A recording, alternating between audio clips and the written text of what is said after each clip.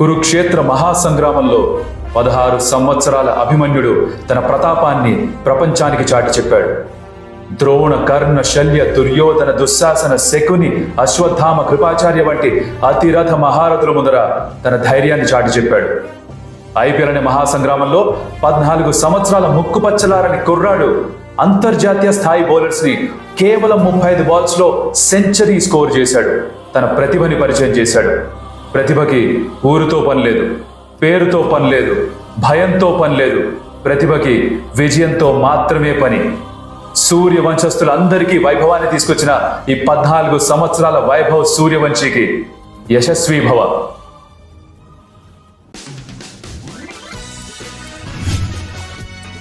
Welcome to some tales. నా పేరు Kaushik and it's a great match to talk about because చాలా తక్కువ సందర్భాల్లో ఇలాంటి మ్యాచెస్ వస్తాయి. ఇవి ఎలా తెలుసా, మనకి ఆ మూమెంట్లో ఏమన్నా కొంచెం బాధ ఉన్నా కూడా అవన్నీ మర్చిపోయేలా చేస్తాయి ఇలాంటి మ్యాచెస్. హూగా ప్లేయర్ ఆఫ్ ద మ్యాచ్ ఎవరో చెప్పాల్సిన పని లేదనుకుంటా. It's got to be Vaibhav Suryavanshi. ఎంత అద్భుతంగా బ్యాటింగ్ చేశాడంటే తన పార్ట్నర్ 40 బాల్స్ 70 కొట్టి నాట్అవుట్ గా ఉన్నా కూడా ఎవరికి తన ఇన్నింగ్స్ కనిపించట్లేదు. అందరూ వైభవ్ గురించి మాట్లాడుకుంటున్నారు. అలాంటి ఇంపాక్ట్ క్రియేట్ చేశాడు ఈ కుర్రాడు. బికాజ్ ఎవరు ఊహించని రీతిలో ఓ చిన్న పిల్లాడు వచ్చి 35 బాల్స్లో 100 కొడతాడని, ఫాస్టెస్ట్ సెంచరీ పైన ఇండియన్ అవుతుందని, స్కోర్ చేసిన 100లో 94 పరుగులు 6s and 4s వస్తాయని ఎవరు ఊహించారు. ఆడేది తన 3వ ఇన్నింగ్స్ మాత్రమే, just to make matters more interesting. And తన ఎదురుగా ఉన్నది మొహమ్మద్ సిరాజ్, ప్రసీద్ కృష్ణ, రషీద్ ఖాన్ వంటి బౌలర్స్. వాళ్ళని ఈ పసి పిల్లాడు గ్రౌండ్కి నలుమూలల బౌండరీస్కి, సిక్సెస్కి పంపించాడు. Special knock from a special kid. And అదే యాక్చువల్లీ హైలైట్గా నిలిచి మొత్తం మ్యాచ్కి. వీడియో ఎక్కడ నచ్చితే what you can do for us is hit a like, because అది ఆటోమేటిక్గా మా వీడియో రీచ్ని పెంచుతుంది. అండ్ ఎవరైనా కొత్తగా చూస్తే కనుక నచ్చితే video consider subscribe to some tales, because that will be lot of motivation for us and validation for our work. Okay, మ్యాచ్లో జరిగింది ఏంటంటే, మొదట బ్యాటింగ్ చేసిన గుజరాత్ టైటన్స్ యాక్చువల్లీ చాలా బాగా బ్యాటింగ్ చేశారు. 209 స్కోర్ చేశారు. కానీ దాన్ని కూడా 16 ఓవర్స్ పూర్తయ్యే లోపలే ఆర్ఆర్ ఫినిష్ చేశారు. మ్యాచ్ స్టార్ట్ అయ్యే సమయాన్ని పరిస్థితి ఏంటి, నంబర్ 2లో ఉన్న జీటీ నంబర్ 9లో ఉన్న ఆర్ఆర్తో ఆడుతున్నారు. నో కాంటెస్ట్ అని అందరూ అనుకుని ఉంటారు. బికాజ్ పాయింట్స్ టేబుల్ చూస్తే, రీసెంట్ ఫామ్ చూస్తే ఆర్ఆర్కి అసలు ఏం ఛాన్స్ ఉంది జీటీతో గెలవడానికి. In form side GT, RR గెలవాల్సిన మ్యాచ్లో ఓడిపోతున్నారు. కానీ దిస్ ఇస్ ఐపీఎల్. ఇక్కడ పాయింట్స్ టేబుల్లో ఎవరెక్కడున్నారు అన్న మాటతో సంబంధం ఉండదు. మరోసారి ప్రూవ్ అయింది ఇది. And that's good for the league, because కింద టీమ్స్ గెలుస్తుంటే పైన teams there on the toes. And ఆ ప్లే ఆఫ్కి రేస్ కొంచెం అలైవ్గా ఉంటుంది. I love these kind of matches, I love these kind of results any which ways. So డీటెయిల్స్లో వెళ్ళిపోదాం. జీటీ మొదట బ్యాటింగ్ చేస్తూ again very good opening partnership, 93 పరుగుల ఓపెనింగ్ భాగస్వామ్యం. వీళ్ళ ముగ్గురు ఎవరైతే, ఈ త్రయం ఏదైతే ఉందో జీటీకి, Shubman Gill, Sai Sudharsan and Jos Buttler, వీళ్ళు ముగ్గురు ప్రతి మ్యాచ్లో రన్స్ స్కోర్ చేస్తున్నారు. ఎలా ఇప్పటిదాకా సాధ్యపడిందని అర్థం కావట్లేదు. కానీ ప్రతి మ్యాచ్లో ఎవరో ఒకళ్ళు ఒక హాఫ్ సెంచరీ స్కోర్ చేస్తారు. ఈ మ్యాచ్లో ఇద్దరు చేశారు. Sai Sudarshan madam missed out, but మరోసారి ఒక స్టార్ట్ దొరికింది. 39 పరుగులు తను స్కోర్ చేశాడు. ఈ was silky in his batting. Shubman Gill ఒక ఫ్యాంటాస్టిక్ 84 రన్స్ తన నుంచి ఈజీగా బౌండరీ క్లియర్ చేశాడు. అన్ని కన్వెన్షనల్ క్రికెటింగ్ షాట్స్, ఎక్కడా స్లాగ్స్ లేవు. ఒక అదృష్టం కాస్త కలిసి వచ్చింది. బికాజ్ ఒక స్వీప్ షాట్ ఆడితే వైభవ్ సూర్యవంశీ ఒక డిఫికల్ట్ క్యాచ్ నేలపాలు చేశాడు. వెరీ డిఫికల్ట్ క్యాచ్, అక్కడ చేరుకున్నాడు, బట్ చేతిలోంచి కింద పడిపోయింది. సాయి సుదర్శన్కి స్టార్టింగ్లో కొంచెం లక్ వచ్చింది. బికాజ్ హెట్ మ్యాన్ ఒక స్ట్రైట్ ఫార్వర్డ్ క్యాచ్ వదిలేశాడు. తర్వాత సాయి సుదర్శన్ అవుట్ అయిన తర్వాత దేవుడా థ్యాంక్ యూ సో మచ్ అని పైకి చూసి మొక్కుకున్నాడు కూడా. తర్వాత వచ్చాడు జాస్ బట్లర్ మర్చిపోయాడేమో తన మాజీ టీం పైన ఆడుతున్న దయా దాక్షిణ్యాలు లేకుండా బౌలర్స్ని చీల్చి చెండాడాడు. తను కూడా ఇష్టం వచ్చినట్టు రన్ స్కోర్ చేశాడు. క్విక్ ఫైర్ 26 బాల్ 50 తనకు కూడా. ఈ మూడు కలిపితే లాస్ట్లో వచ్చిన షారుఖ్ ఖాన్ నుంచి ఒక ఫస్ట్ బాల్కి 4, ఇవన్నీ పక్కన పెట్టేస్తే 209 and 20 overs struggling RR side చాలా ఎక్కువగా అనిపించింది. పైగా టాస్ గెలిచిన ఆర్ఆర్ మరోసారి చేస్ చేస్తామన్నారు. గత 3 మ్యాచెస్లో చేస్ చేస్తూ ఓడిపోయారు. దాంట్లో 2 ఆ ఆఖరి ఓవర్లో 9 కావాల్సిన దాంట్లో ఓడిపోయారు. Against RCB they stuffed it up. అలాంటిది మళ్ళీ చేస్తామని ఒక ధైర్యమైన నిర్ణయం తీసుకోవడం వాళ్ళ captain Riyan Parag and team. And they pulled it off. And how start ఏదైతే ఆర్ఆర్ బ్యాటర్స్కి దొరికిందో, ఆర్ ఏదైతే వాళ్ళు సంపాదించారో, ఆనెస్ట్గా చెప్తా, మధ్యలో మ్యాచ్ చూస్తూ కాస్త కొనుక్కు పట్టేసింది నాకు. ఓకే, నేను చూసిన సమయానికి they started really well. 10 బాల్స్లో 29 30 score చేశాడు వైభవ్ సూర్యవంశీ. చిన్నగా కొనుక్కు పట్టింది. టక్కుమని లేచి చూస్తే 53 పైన బ్యాటింగ్ చేస్తున్నాడు. అరే ఏదో మిస్ అయిపోయాడు అనుకున్నా. కానీ అక్కడ నుంచి ఎలా అయితే కంటిన్యూ చేశాడో, ఎలా అయితే ప్రతి బాల్ని టార్గెట్ చేశాడో, ఎలా అయితే కేవలం 35 బాల్స్లో సెంచరీ స్కోర్ చేశాడో, అంటే అటుపక్క జైస్వాల్ ఆడుతూ 40 బాల్స్లో 70 కొట్టినా కూడా చిన్నపోయింది, అది ఎవరికి కనిపించట్లేదు. అది ఎంత అద్భుతమైన నాక్.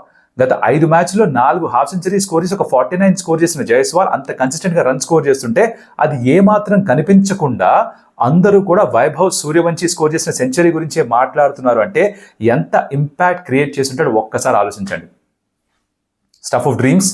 అంటే 14 సంవత్సరాల కుర్రాడు, పిల్లాడు ఇలాంటి కలగన్నాడా ఫస్ట్? అసలు ఆ కల కనడమే ధైర్యం, దాన్ని నిజం చేసుకోవడం, ఇది అసాధ్యాన్ని సాధ్యం చేయడం. And this happens in IPL. Time after time మనం యంగ్స్టర్స్ రావడం, పర్ఫార్మ్ చేయడం చూస్తుంటే, కానీ this is something really special. కాస్త వైభవ్ సూర్యవంశీ బ్యాక్ స్టోరీ తెలుసుకునే ప్రయత్నం చేద్దాం. I think it's very important, right? ఇలాంటి నాక్ ఆడినప్పుడు ఎక్కడి నుంచి వచ్చాడు ఈ కుర్రాడు, ఎవరు అని కాస్త తెలుసుకోవాలి కదా. తన నాన్నగారి పేరు సంజీవ్ సూర్యవంశీ, వాళ్ళ అమ్మగారి పేరు తెలియదు, క్షమించాలమ్మా. మీ పేరు వెతికాను, నాకు ఇంటర్నెట్లో దొరకలేదు, రియలీ అపాలజైజ్. బికాజ్ ఈ తల్లిదండ్రులు ఇద్దరికీ కూడా ధన్యవాదాలు చెప్పాలి యాజ్ క్రికెట్ ఫ్యాన్స్ అందరం కూడా. సంజీవ్ సూర్యవంశీ గారు సమస్తిపూర్ అనే గ్రామానికి చెందినవారు. ఈ కుర్రాడు కూడా అబ్వియస్లీ అక్కడే పెరుగుతున్నాడు. అక్కడి నుంచి పట్నా రాను పోను ఒక 100 కిలోమీటర్ల దూరం. అయితే ప్రతి మరుసటి రోజు తన పిల్లాన్ని తీసుకొని పట్నా కోచింగ్ క్యాంప్కి తీసుకెళ్ళి వెనక్కి తీసుకొచ్చేవారట.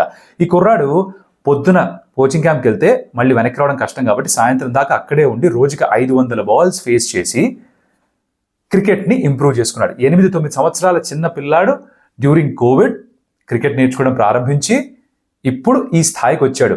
ఈ దారిలో ఇది చాలా ఇంట్రెస్టింగ్ విషయం. వాళ్ళ అమ్మగారు ఇంత కష్టపడుతున్నాడు నా పిల్లాడు అని చెప్పేసి తన కోసం ఎక్కువ పోషణతో కూరుకున్న వంట చేసి పెట్టేవారట. అది మాత్రమే కాదు, వీళ్ళ నాన్నగారు సంజయ్ సూర్యవంశీ గారు వాళ్ళ అబ్బాయికి బౌలింగ్ చేసి ఇంకో 8-9 మంది పిల్లలందరికీ కూడా టిఫిన్లు కట్టుకొని తీసుకెళ్లేవారట. ఒకటి, అది ఫైనాన్షియల్గా ఎంత పెద్ద బర్డనో మీరు ఇమాజిన్ చేసుకోగలరు. 2, వాళ్ళ అమ్మగారికి ఎంత పని పెరుగుంటుందో ఒకసారి ఇమాజిన్ చేసుకోండి. ఒక రోజు కాదు, 2 రోజులు కాదు, 4-5 సంవత్సరాల పాటు పనిచేశారు. రోజు క్యాంప్కి, రోజు కాకపోయినా మరుసటి రోజు క్యాంప్కి తీసుకెళ్ళడం, 8-9 మందికి క్యారేజ్ తీసుకెళ్ళడం, వాళ్ళ అమ్మగారు వండి పెట్టడం, వాళ్ళ నాన్న ఈ ఖర్చు కోసం వాళ్ళ పంట భూములు అమ్మేసి ఆ డబ్బులు ఈ పిల్లాడి క్రికెట్ వెనకాల పెట్టేశారట. అంత గుడ్డి నమ్మకం ఏంటో, వాళ్ళ అబ్బాయి అంత గొప్పగా ఆడతాడన్న ఆ ధైర్యం ఏంటో, మరి ఆ కోచెస్ ఇచ్చిన ధైర్యమా, వాళ్ళ అబ్బాయిని చూసి వాళ్ళకు వచ్చిన కాన్ఫిడెన్సా మనకి తెలియదు. కానీ వాళ్ళ తల్లిదండ్రులు, ఐఎమ్ షూర్ ఇంకా ఆ విలేజ్లో, ఆ గ్రామంలో ఇంకా చాలామంది హెల్ప్ చేసి ఉంటారు. వాళ్ళ ఫ్రెండ్స్ కావచ్చు, ఆర్ వాళ్ళ రిలేటివ్స్ కావచ్చు. వీళ్ళందరి కృషి వల్ల వైభవ్ సూర్యవంశీ ఇండియా అండర్-19 ఆడి అక్కడ ఆస్ట్రేలియాకి అగేన్స్ట్ అండర్-19తో సెంచరీ స్కోర్ చేసి తర్వాత ఆప్షన్లో ఇక్కడ RR పిక్ చేసి సరైన టీంలోకి వచ్చి, బికాజ్ యంగ్స్టర్స్ని భలే నర్చర్ చేస్తారు వీళ్ళు. అండ్ రాహుల్ ద్రావిడ్ లాంటి కోచ్ దొరకడం, 3-4 నెలలుగా తను RR అకాడమీలో ట్రైన్ అవుతుండడం, 3-4 నెలలుగా అక్కడే ఉన్నట్టు, ఇంటికి కూడా వెళ్ళొచ్చ. మళ్ళీ రాను పోను ఏం వెళ్తూ ఉంటాం, కుదరదు, టైం వేస్ట్, చిన్నపిల్లాడు ఎలా వచ్చిపోతుంటాడని చెప్పేసి అకాడమీలో వదిలేసట కుర్రాన్ని వాళ్ళ నాన్నగారు వాళ్ళ అమ్మ. అక్కడ నేర్చుకుని 150 km/h వేగంతో వేసిన సైడ్ ఆర్మ్ త్రూ డౌన్స్ని కూడా ప్రాక్టీస్ చేసి రెడీ అయ్యాడు, తయారయ్యాడు. ఫస్ట్ ఇన్నింగ్స్లో ఆడుతూ ఫస్ట్ బాల్కి 6 కొట్టాడు. సార్ అందరికీ తెలుసు. అవుట్ అయిపోయిన తర్వాత కంటనీరు పెట్టుకుంటూ బయటికి వెళ్ళిపోయాడు. 14 సంవత్సరాల పిల్లాడు 3వ ఇన్నింగ్స్లో ఆడుతూ 100 స్కోర్ చేశాడు. అండ్ ఈ వెంట్ టు 100 విత్ 6. ఏం ధైర్యం ఈ కుర్రాడికి!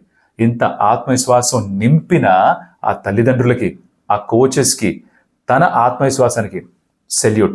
సూర్యవంశీ అన్న వంశస్థులందరికీ కూడా వైభవాన్ని తీసుకొచ్చాడు. సార్థక నామధేయుడుగా మారాడు కుర్రాడు. ఇలాంటి ఇన్నింగ్స్ ఏంటంటే, ఇప్పుడు రాత్రి 1 గంట అయిపోతున్నా కూడా నాకు ఇది స్పెషల్గా చేయాలని చెప్పేసి వెళ్ళి షేవ్ చేసుకొని కొంచెం నీట్గా కనిపించాలి. ఏమో ఇది ఎంతకాలం ఉండిపోతుందో, వీడియో ఎంతమంది చూస్తారో తెలియదు కాబట్టి దీన్ని కొంచెం బెటర్గా ప్రజెంట్ చేయాలని ఒక తాపత్రయం అనమాట. ఇందాక చెప్పినట్టుగా కొంచెం బాధలో ఉన్నా కూడా, కొంచెం మైండ్ బాగాలేకపోయినా కూడా, చిన్నప్పుడు క్రికెట్ ఆడితే అవన్నీ మర్చిపోయేవాళ్ళం. I'm sure you understand what I'm saying. మీకు అర్థమైంటుంది ఏం చెప్తున్నాను. ఇప్పుడు క్రికెట్ చూస్తూ ఇలా ఒక చిన్నపిల్లాడు, ఎవరు ఆడినా సరే ఒక మంచి చిన్నపిల్ల ఆడితే ఇంకొంచెం ఎక్కువ ఆశ్చర్యంతో అది చూస్తున్నంతసేపు కొంచెం బాధ ఏదైతే ఉందో దాన్ని ఆ కాసేపు మర్చిపోతాం. ఆ 35 బాల్స్ పాటు ఎవరికేమీ గుర్తులేదుగా, అంత ఆనందాన్ని ఇచ్చాడు. అది తనకు మనకి ఇచ్చిన జ్ఞాపకం. ఆ జ్ఞాపకాన్ని అందించిన వైభవ్ సూర్యవంశీకి, చిన్నపిల్లాడు కాబట్టి తనకి ఐ డోంట్ నో థ్యాంక్స్ చెప్పాలో చెప్పొద్దు. అది దీవించచ్చాము అందరం కూడా. ఇంకా ఎన్నో మ్యాచ్లు ఆడాలి, ఇలానే అంచెలంచెలుగా ఎదిగి పోలంత పేరు ప్రఖ్యాతలు సంపాదించాలని మనస్ఫూర్తిగా కోరుకుంటాను నేనైతే. 14 సంవత్సరాలు అంతే కుర్రాడికి. వాట్ ఎ బ్యూటిఫుల్ నాక్. సెటప్ చేశాడు ఆ మ్యాచ్ని. 16 ఓవర్స్ లోపల మ్యాచ్ పూర్తయిపోయిందని తను డామినేట్ చేశాడు కాబట్టి, ఇందాక అన్నట్టుగా సిరాజ్ ప్రసీద్ కృష్ణ, ఇషాంత్ శర్మ, జనత్ కరీం, రషీద్ ఖాన్, 5 ఇంటర్నేషనల్ బౌలర్స్ వీళ్ళు. ఇషాంత్ శర్మని ఒక ఓవర్లో 28 పరుగులు స్కోర్ చేశాడు. జనత్కి జహన్నం చూపించాడు, 30 రన్స్ స్కోర్ చేశాడు ఒక ఓవర్లో. తర్వాత some exhibition. Vaibhav Suryavanshi, hats off to you. Now తన ఇన్నింగ్స్, దాంతో పాటు జైస్వాల్ ఆడిన 40 బాల్స్లో 70, అది కూడా అంతే ఇంపార్టెంట్ ఇన్నింగ్స్. ఆ పార్ట్నర్షిప్ అదే కీలకంగా మారింది ఆర్ఆర్ ఈ మ్యాచ్ గెలవడానికి. అండ్ తర్వాత అఫ్కోర్స్ మీరు అంత ఫార్మాలిటీ మాత్రం తను అవుట్ అయ్యే సమయానికి, ప్రసిద్ధ వికెట్ తీసుకునే సమయానికి అంత మ్యాచ్ అయిపోయింది అక్కడ, తెలుసు మనకి. అలా ఆర్ఆర్ గెలిచారు. వాళ్ళు ఇప్పటికి కూడా క్వాలిఫై అవుతారని గ్యారంటీ ఏమీ లేదు. అన్ని గెలిచినా 14 పాయింట్స్కే వస్తారు. నెట్ రన్ రేట్ ఇంప్రూవ్ అయితే ఏమో గుర్రం ఎగరావచ్చు అనుకుంటూ ఉంటారు వాళ్ళు. బట్ ఈ గెలుపు వాళ్ళకి ఖచ్చితంగా కాస్త కాన్ఫిడెన్స్ ఇస్తుంది మిగిలిన మ్యాచెస్ కోసం. And GT will be okay with that I think, because వాళ్ళకి ఒకటే ఏమన్నా ఉందా అంటే, నేను ప్రివ్యూలో కూడా చెప్పిందే, వాళ్ళ టాప్ 3 రన్స్ స్కోర్ చేయకపోతే వాళ్ళు రన్స్ పెట్టగలరా బోర్డు పైన. ఇది ఇంకా టెస్ట్ అవ్వలేదు, ఎప్పుడు టెస్ట్ అవుతుందో తెలియదు. That's the only thing. But RR well done. Suryavanshi fantastic. Vaibhav brilliant boy. ఆ మ్యాచ్ అయిపోయింది. Next it's time for the preview. Delhi Capitals is taking on Kolkata Knight Riders. Match Arun Jaitley stadium, న్యూఢిల్లీలో. దీంట్లో ఏంటి అంటే, ఢిల్లీ క్యాపిటల్స్కి వీళ్ళు సీజన్ అద్భుతంగా స్టార్ట్ చేశారు. ఇప్పటికీ టాప్ 4లోనే ఉన్నారు. కాకపోతే కొంచెం ఫామ్ కొట్టుమిట్లాడుతోంది. త్వరగా సరి చేసుకోవాలి. Because business end of the టోర్నమెంట్కి వచ్చినప్పుడు ఆ ఓటములు ఉండకూడదు. వాళ్ళ రీసెట్ 5 మ్యాచ్లు చూస్తే loss win loss win loss. So alternate చేస్తున్నారు. ఇది మంచి విషయం కాదు. ఒక రిథమ్ ఉండాలి, ఒక మొమెంటం రావాలి. అది ఈ మ్యాచ్తో రావాలని కోరుకుంటారు. వాళ్ళకున్న ప్రాబ్లమ్స్ ఏంటి అంటే, కేఎల్ రాహుల్ తను టీంలోకి వెనక్కి వచ్చిన వెంటనే ఎంత బాగా అయితే రన్ స్కోర్ చేశాడో, గత 4-5 మ్యాచెస్లో తన స్ట్రైక్ రేట్ కూడా 130 కంటే తక్కువ అయిపోయింది. రన్స్ కూడా అని రాలేదు. నా స్ట్రైక్ రేట్ మ్యాటర్ ఎప్పుడు అవ్వదు అంటే, మ్యాచ్ గెలిపిస్తే. లైక్ విరాట్ కోహ్లీ ఏదైతే ఆర్సీబీకి చేశారో అది చేసినప్పుడు స్ట్రైక్ రేట్ మ్యాటర్ అవ్వదు. కానీ మ్యాచ్లు ఓడిపోతే స్ట్రైక్ రేట్ ఒక పాయింట్ ఆఫ్ డిబేట్ అవుతుంది ఫర్ షూర్. రాహుల్ అది సరి చేసుకోవాలి. Is in good form. I'm guessing that ఈ మ్యాచ్లో తన ఫామ్ తిరిగి వెనక్కి వస్తుంది, తన స్ట్రైక్ రేట్ కూడా ఇంప్రూవ్ అవుతుంది. కుల్దీప్ యాదవ్ వాళ్ళకి అందరికంటే ఎక్కువ వికెట్స్ తీసిన బౌలర్, వాళ్ళ ట్రంప్ కార్డ్, వాళ్ళ మెయిన్ ఆయుధం. తన నుంచి వికెట్స్ రావట్లేదు కదా 2-3 మ్యాచెస్గా. అది వాళ్ళని ఇబ్బంది పెడుతోంది. అదొకటి సరవ్వాలి. ఈ 2 సరైతే, ఈ 2 ప్లేయర్స్ సరిగా పర్ఫామ్ చేస్తే డీసీ తిరిగి మళ్ళీ ఆ గెలుపు అన్నది నమోదు చేసుకునే అవకాశాలు ఉంటాయి. పిచ్ విషయానికి వస్తే కెవిన్ పీటర్సన్ ఒక వ్యాఖ్య చేశారు. తన అన్నది ఏంటంటే, లాస్ట్ మ్యాచ్లో కూడా ఆర్సీబీకి అగేన్స్ట్గా వాళ్ళకి వీక్నెస్ ఏదో దాన్ని ఎక్స్ప్లాయిట్ చేసే ప్రయత్నం చేస్తే కొంచెం స్లో ట్రాక్ తయారు చేయించుకున్నాం అన్నారు. అది వాళ్ళకి రివర్స్ అయింది.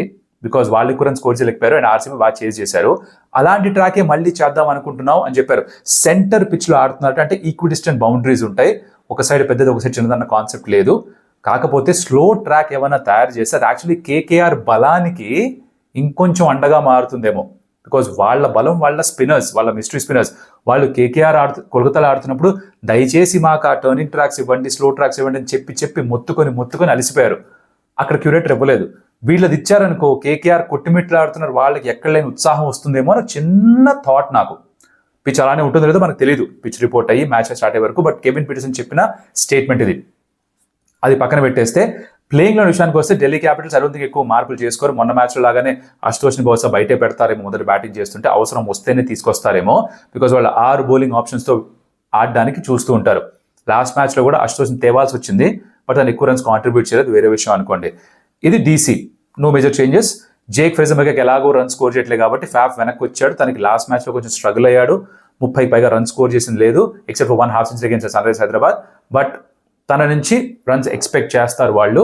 అండ్ కరుణ్ నాయర్ నుంచి కూడా రన్స్ కావాలి. 89 స్కోర్ చేసిన తర్వాత, ఒక 40 స్కోర్ చేసిన తర్వాత మళ్ళీ రన్స్ రావట్లేదు. In the field is been good, but బ్యాట్తో రన్స్ కాంట్రిబ్యూట్ చేయాల్సిన అవసరం ఎంతైనా ఉంది. ఇది ఢిల్లీ క్యాపిటల్స్. పక్కకు వచ్చి కేకేఆర్ విషయానికి వస్తే, పిచ్ కనుక కొంచెం స్లోగా ఉంటే స్పిన్నర్స్కి అసిస్ట్ చేస్తే వాళ్ళు చాలా హ్యాపీగా ఫీల్ అవుతారు అనుకుంటా. వాళ్ళ బ్యాటింగ్ యాక్చువల్లీ 1 నుంచి 9 దాకా బ్యాటర్స్ వస్తూనే ఉంటారు, కానీ వాళ్ళకి ఆ గెలుపులు రావట్లేదు. ఇక్కడ వీళ్ళు వరుసగా అన్నీ గెలిస్తేనే ఏమన్నా అవకాశం.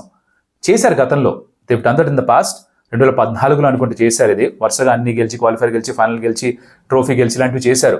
But that needs some lot of determination, mental strength and ఆ ఫైటింగ్ స్పిరిట్ ప్రదర్శించాలి వాళ్ళు. అసాధ్యమా? కాదు. కష్టమా? Yes for sure. అదే చేయగలరానే చూడాలి. వాళ్ళు కూడా ప్లేయింగ్ లెవెల్లో బహుశా ఎక్కువ మార్పులు చేసుకోరేమో. గుర్బాజ్కి ఇంకా అవకాశం ఇస్తారని అనుకుంటున్నాను. మొన్న వాష్డ్ అవుట్ గేమ్, సో దానివల్ల పెద్ద టీంలో మార్పులు చేయాల్సిన పని లేదు. పంజాబ్ బాగా ఆడారు, కానీ వర్షం పడింది, పెద్ద చేయగలిగిందేమీ లేదు. అంకుష్ రఘువంశిని వాళ్ళు ఎలాగో ఇంపాక్ట్ సబ్గానే వాడుతూ ఉంటారు. వాళ్ళ బౌలర్స్ డీసెంట్గానే పర్ఫామ్ చేస్తున్నారు. ఆ రోజు మ్యాచ్లో కూడా బాగా కంబ్యాక్ చేశారు. 220 230 వెళ్ళిపోవాల్సింది 200 ఆడ్కి రిస్ట్రిక్ట్ చేయగలిగారు. ఈవెన్చువల్గా పుల్ బ్యాక్ చేశారు. సో హర్షిత్ డీసెంట్ ఫామ్లోనే ఉన్నాడు. వైభవ్ ఓవరాల్ న్యూ బాల్తో వికెట్స్ అందిస్తున్నాడు. వరుణ్ చక్రవర్తి, సునీల్ నారాయణ వాళ్ళ ట్రంప్ కార్డ్స్, వాళ్ళు ఇద్దరు కలిసి కనుక వికెట్స్ తీస్తే కేకేఆర్ ఆల్వేస్ డామినేట్స్. రసల్ ఎన్ని ఓవర్స్ వేస్తాడు, ఎన్ని బాల్స్ ఎదుర్కొంటాడు అన్నది చూడాలి. వాళ్ళ బ్యాటింగ్లో నరైన్ కొంచెం ఇబ్బంది పడుతున్నాడు. తన నుంచి రన్స్ ఏమైనా వస్తాయా ఆర్ బ్యాటింగ్ ఆర్డర్ ఏమైనా షఫుల్ చేస్తారా, will have to wait and see. So పెద్దగా మార్పులు ఎక్స్పెక్ట్ చేయట్లేదు కేకేఆర్ సైడ్ నుంచి కూడా, కానీ వాళ్ళ ఆడే విధానంలో మార్పులు ఎక్స్పెక్ట్ చేస్తున్నా నేను. అదే జరిగితే we're in for again a cracker of a game. Because ఎలా అయితే జీటీ ఆర్ఆర్లో ఆర్ఆర్ అప్సెట్ చేశారో అలాగే కేకేఆర్ కూడా అప్సెట్ చేస్తే డీసీని, ఒకటి డీసీకి కొంచెం కష్టంగా మారుతుంది, రెండు ఈ కిందున్న టీమ్స్ కూడా క్వాలిఫై అయ్యే అవకాశాలు ఇంకా సజీవంగా ఉంటాయి. కాబట్టి మిగతా మ్యాచ్లు అన్నీ కూడా మనకి చూడడానికి ఇంట్రెస్టింగ్గా ఉంటాయి. మరి మీరు ఎవరు బాగా ఆడితే బాగుంటుంది అనుకుంటున్నారు, ఎవరు ఇంపార్టెంట్ ప్లేయర్ అవుతారు అనుకుంటున్నారు, let me know in the comments. And of course మరొకటి మళ్ళీ కలుస్తా. వీడియో నచ్చుంటే కనుక like the video, share it your friends, comment చేయండి ఏమైనా వైభవ్ సూర్యవంశీ ఇన్నింగ్స్ గురించి, అది మిమ్మల్ని ఎలా ఫీల్ అయ్యేలా చేసింది దాని గురించి ఏమైనా రాయండి కాస్త. అండ్ అలాగే సబ్స్క్రైబ్ చేసుకుని స్టంప్ టైల్స్కి. మరొకటి మళ్ళీ కలుస్తా. అప్పటిదాకా సెలవు. అదియోస్ అమిగోస్.